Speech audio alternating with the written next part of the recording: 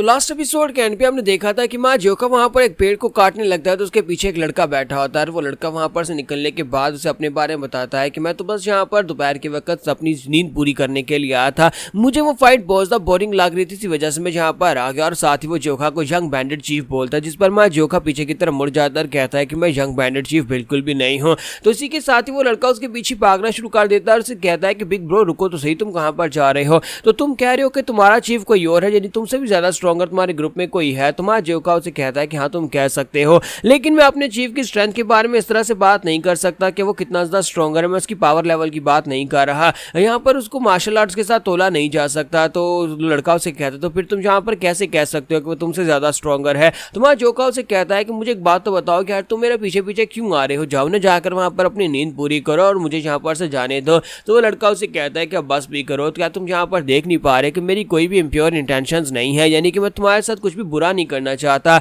इस बार की गैदरिंग में जितने भी लोग आए वो सारे के सारे बुड्ढे खूसड़ है या फिर उनमें से सारे के सारे मिडिल एज लोग हैं। क्या तुम्हें लगता है कि मेरे जैसे एक यंग लड़के को तुम्हारे जैसा कोई यंग लड़का यहाँ पर मिलने वाला है? हम दोनों यहाँ पर मिले हैं तो क्यों ना हम दोनों एक दूसरे के ब्रदर्स बन जाए। हम दोनों के ब्रदर्स बन जाएंगे तो फिर हमें काफी ज्यादा मजा आने वाला है। तुम्हारा जोका उसे कहता है कि यार तुम क्या बकवास किए जा रहे हो, मुझे यहाँ पर तुम्हारा ब्रदर नहीं बनना, और कहीं तुमने यहाँ पर दिन दिहाड़े पी तो नहीं रखी और तुम पीकर इस तरह की बहकी बातें कर रहे हो? तो वो उसे कहता है कि नहीं तुम यहाँ पर क्या बातें कर रहे हो, मैं इस तरह नहीं पीता और ना ही मैं दिन के वक्त पीता हूँ। और इसी के साथ ही उसे कहता है क्या तुम्हें मेरी बात की समझ नहीं आ रही कि मैं तुम्हारे साथ दोस्ती करना चाहता हूँ? बिग ब्रो मुझे तुम्हारे साथ दोस्ती करनी है, और क्या तुम्हें पता है कि दोस्ती का पहला रूल क्या होता है? और इसी के साथ ही वो अपने पास से वहां पर यानी कि हवा में उड़ते हुए एक पत्ते को पकड़ता है और उस पत्ते को पकड़ने के बाद सामने की तरफ उसे थ्रो कर देता है, जो कि बड़ी तेजी के साथ उड़ता हुआ हमारे जोका की तरफ आगे बढ़ता है। हमारा जोका जो होता है उस पत्ते के अटैक को अवॉइड करता है क्योंकि वो एक बहुत ही तेज नेल की तरह आगे की तरफ बढ़ रहा था। तो हमारा जोका जो होता है बड़ी मुश्किल से अपने आप को वहां पर उस पत्ते के अटैक से बचाता है, अपनी तलवार निकाल लेता है और उसे कहता है कि अब इस बात का क्या मतलब था? क्या तुम वाकई में यहाँ पर मरना चाहते हो? जो तुम यहाँ पर पहले मुझसे कह रहे थे कि तुम्हें मुझसे दोस्ती करनी और साथ ही तुम मेरे पर अटैक कर रहे हो। तो जोका उसे कहता है कि अगर यहाँ पर तुम्हारे कहने का मतलब यह है कि दोस्ती करने का मतलब हम दोनों को आपस में एक डूल करनी चाहिए, तो फिर क्यों नहीं, मैं तो यहाँ पर अपनी बाहें खोलकर तुम्हें इसके लिए वेलकम कहूंगा। तो फिर ठीक है, आ जाओ, चलो यहाँ पर दोस्ती करते हैं। और दूसरी तरफ से वो लड़का भी उसे कहता है कि हाँ क्यों नहीं, मैं भी यही चाहता हूँ कि एक फाइट करते हैं और उसके बाद हम लोग बैठकर खूब सारी पियेंगे।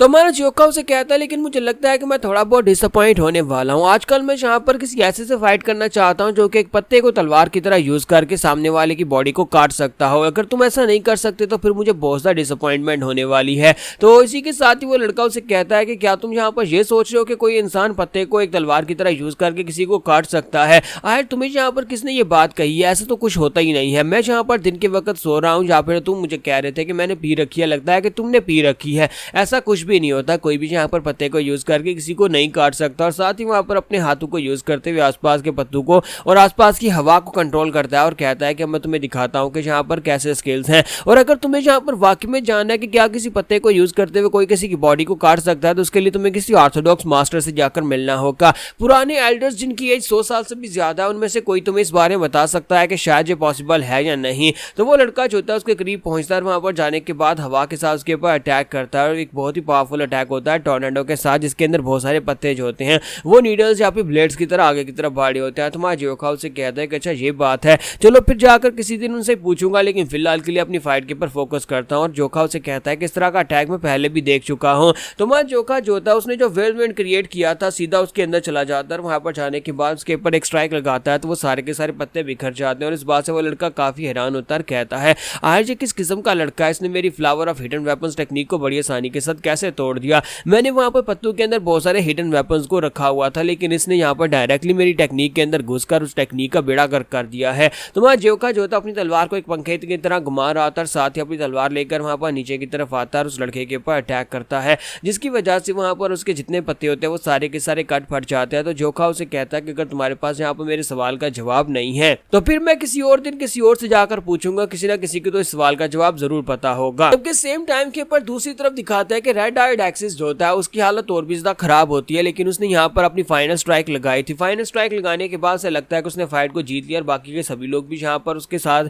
उसके नाम के नारे लगा रहे होते हैं और कह रहे होते हैं कि ये 12 रोमानिक जनरल्स में से एक है, ये ग्रीन फॉरेस्ट किंग का डिसाइपल है। उसने कहा था कि एक स्ट्राइक में जहाँ पर अपने ओपोनेंट को हरा देगा और उसने एक ही अटैक में अपने ओपोनेंट को हरा दिया है। और इसी के साथ ही वहाँ पर रेड आई एक्सिस जो होता है अपने चीफ से कहता है कि देखो मास्टर मैंने यहाँ पर इसको हरा दिया, मैंने अपनी फाइट को जीत लिया है। तो उसका चीफ भी काफी ज्यादा खुश हो रहा था और बाकी के उसके साथी भी काफी खुश हो रहे थे। लेकिन इसी के साथ ही घोस्ट मोनार्च जो होता है उसे कहता है कि जरा गौर से देखो, ली मोजिन अभी तक हारा नहीं है बल्कि वो वहां पर खड़ा है। तो ली मोजिन जो होता है वहां पर उसे कहता है कि ये फाइट अभी तक खत्म नहीं हुई। जबकि रेड आई एक्सिस जो होता है वो भी जल्दी से पीछे की तरफ घूमकर देखता है। जैसे वहां पर पीछे देखता है तो वहां पर ली मोजिन ने अपनी स्पिरिट को रिलीज किया होता है। उसकी स्पिरिट जो होती है वो काफी ज्यादा अजीब लग रही होती है, वो एक पॉइजनस कीड़ा होता है। वो उसे कहता है कि तुमने यहाँ पर कहा था कि तुम एक स्ट्राइक में मुझे मार डालोगे, लेकिन तुम एक स्ट्राइक में मुझे हरा नहीं पाए, इसका मतलब यह है कि अब यहाँ पर मेरी बारी है। और मास्टर पोंग कहते हैं कि ये क्या, इस बंदे ने तो यहाँ पर अटैक को विथस्टैंड कर लिया। और डाइबल ग्रुप के लोग काफी ज्यादा खुश हो रहे होते हैं। तो इसी के साथ ही चीफ जो होता है अपनी स्पेशल टेक्निक जिसका नाम वैनम इंसेक्ट गो अल्टीमेट टेक्निक होता है, उस टेक्निक के साथ अटैक करने के लिए आगे बढ़ता है और उसे कहता है अगर तुमने यहाँ पर मेरी इस अटैक को ब्लॉक कर लिया तो ज्यादा बेहतर है, अगर तुम इसे ब्लॉक नहीं कर पाए तो तुम बहुत ही बुरी तरह जख्मी होने वाले हो, इसलिए सोच समझकर इस अटैक को ब्लॉक करने की कोशिश करना। और इसी के साथ ही रेड आई एक्सिस जो होता है ऊपर की तरफ जंप करता है और कहता है कि अपनी बकवास बंद करो,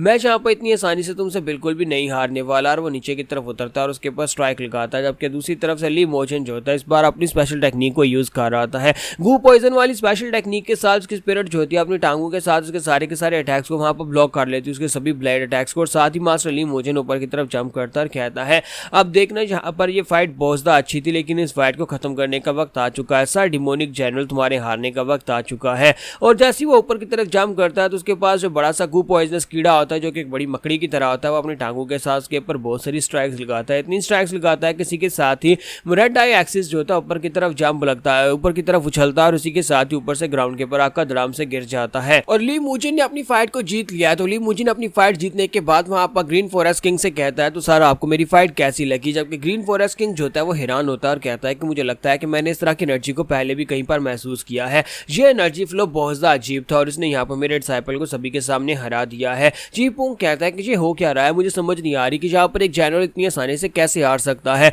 एक स्ट्रॉन्ग गोल्ड का मास्टर यहाँ पर एक जनरल को कैसे हरा सकता है जो कि ग्रीन फॉरेस्ट के किंग का डायरेक्ट डिसाइपल है। तो सेकंड ब्रदर कहता है कहीं वो जनरल मर तो नहीं गया क्योंकि वो हिल नहीं रहा। तो मास्टर शिमू से कहता है कि नहीं वो अभी जिंदा है, हालांकि वो हिल नहीं रहा लेकिन एंड के ऊपर वो अटैक जो था उसके वाइटल पॉइंट्स को हिट करने में मिस हो गया था, जिसकी वजह से डिमोनिक जनरल अभी तक जिंदा। और साथ ही मास्टर शिम सोच रहे होते हैं कि मैंने आज से पहले कभी इस तरह की कल्टीवेशन टेक्निक को यूज नहीं किया, आज ये कौन सी कल्टीवेशन टेक्निक है कहां से आई है, क्योंकि हमने कभी इस कल्टीवेशन टेक्निक को पहले देखा भी नहीं है। तो ली मुजिन तो बहुत ज्यादा खुश हो रहा था। दूसरी तरफ मास्टर शिम जो होते हैं वो सोच रहे होते हैं कि आज यहाँ पर ग्रीन फॉरेस्ट के ग्रैंड समिट में चल क्या रहा है, लगता है कि यहाँ पर कुछ बहुत ही अजीब होने वाला है, क्योंकि मेरी सिक्स सेंस मुझे कह रही है कि यहाँ पर कुछ ना कुछ तो अजीब जरूर है। तो यहीं पर दिखाता है कुछ और लोगों को, उनकी बॉडी के अंदर से भी सेम वही ऑरा निकल रहा था, वही रेड कलर की एनर्जी निकल रही होती है जो कि ली मुजिन की बॉडी के अंदर से निकल रही थी। तो यहाँ पर तकरीबन 4 और लोगों को दिखाता है जो कि उसी ग्रीन फॉरेस्ट के इस समिट के अंदर ही मौजूद होते हैं और हो सकता है कि वो लोग भी आगे आकर फाइट करें। लेकिन फिलहाल के लिए हमारी एपिसोड यहाँ पर खत्म हो गई और नेक्स्ट एपिसोड में देखेंगे कि क्या इन्हें पता चल पाएगा कि यार वो मिस्टीरियस एनर्जी कौन सी थी और गू पॉइजन वाली जो टेक्निक थी वो कहाँ से आई है।